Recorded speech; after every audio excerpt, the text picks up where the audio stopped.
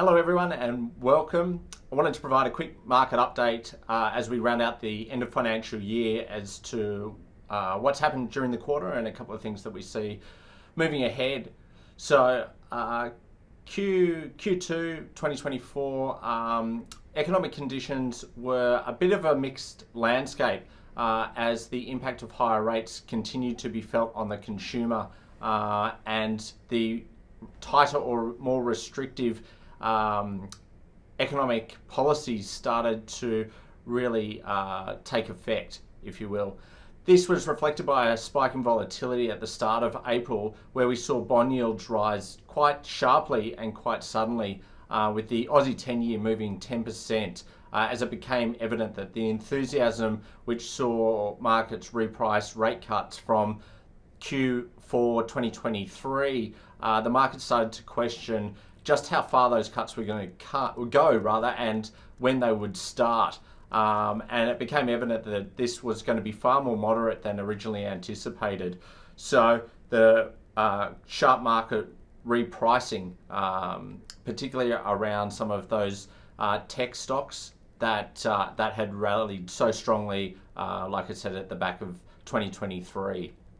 So the impact of inflation still being felt.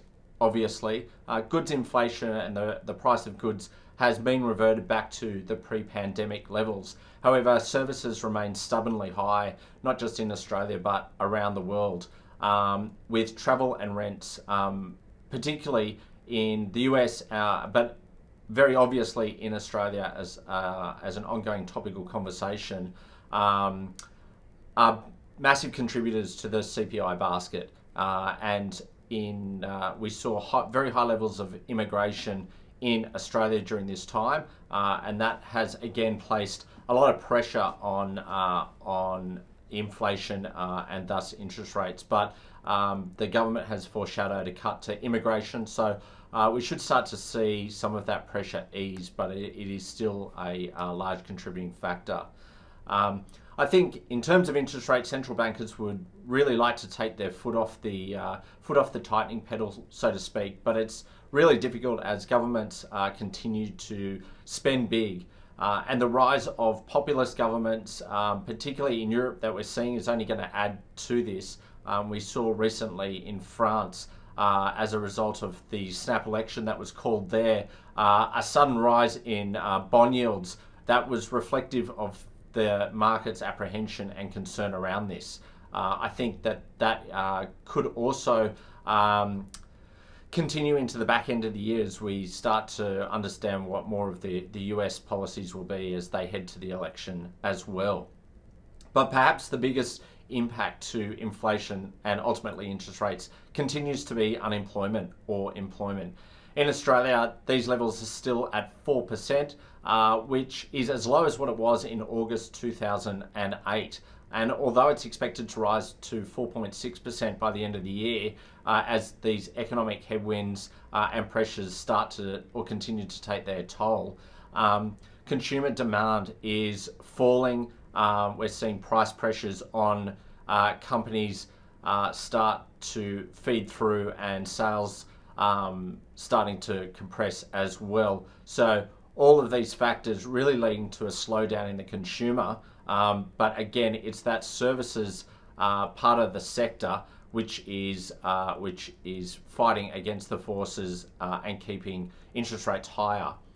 The good news for consumers though and households is that tax cuts that the government has passed through will start to take effect from July. Some of the other policies that came out of the budget saw some increases in infrastructure spending and obviously the energy concessions or payments for households. Some of this can be considered really quite inflationary rather, but I think it will ultimately be mild in terms of its ultimate impact. But still, again, this ultimately means that we are going to stay in a period of higher interest rates for a little bit longer to come.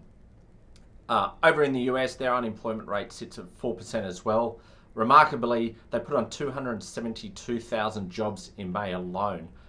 So the task for them to get back to their levels, desired levels of inflation, is not going to be easy task ahead. And the rate cuts from the last meeting has shifted from 55% on the 7th of June for one rate cut to 30%, and the chances of 2 or more rate cuts through till the end of this year are rising to a 70% chance. So these numbers moving around quite a lot. The Chairman Powell has foreshadowed that again they need to see more material movement in their inflation numbers before they start cutting rates, and again employment being a factor there. I think ultimately the market is still expecting this soft landing narrative to come through. What that means really is probably just buying a bit more time in terms of how long this will take, instead of it sort of crash landing, economies crash landing. But there's a very high level of concentration going on in the markets at the moment, and particularly around those mega cap tech stocks. Your Microsoft, Nvidia, which this week became the world's most valuable company and has risen in value by over $1 trillion just in this year alone. It's really quite remarkable. Has seen that bundle of stocks has seen growth since June 2023, the 12 months, up 38% EPS growth compared to 0% for the S&P 500. So at times like this, I think it's ever more important to stick to our investment foundations of diversification of assets, ensuring that our correlations are appropriate between within our portfolios that we're doing, maintaining our bias towards quality as opposed to chasing momentum, and being patient as well whilst paying attention to valuations, as it does matter for our future returns. So that's it for me for now. If you have any questions, feel free to get in touch. Otherwise, we look forward to speaking with you again soon. Thanks very much. Bye for now.